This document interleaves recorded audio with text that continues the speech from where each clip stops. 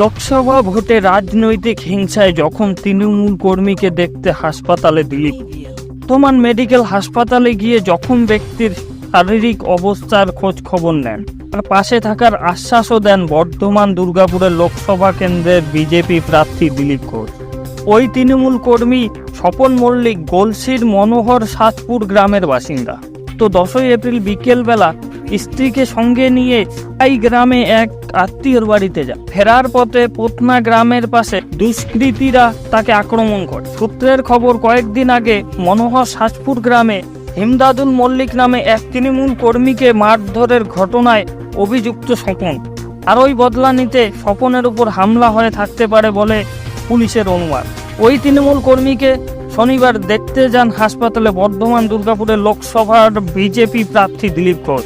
তিনি বলেন, রাজ্যে যে কোনো রাজনৈতিক হিংসা হচ্ছে তার উদাহরণ স্বপন মল্লিক। এইসব নৃশংস রাজনীতির প্রতিবাদ আমরা বরাবর করছি।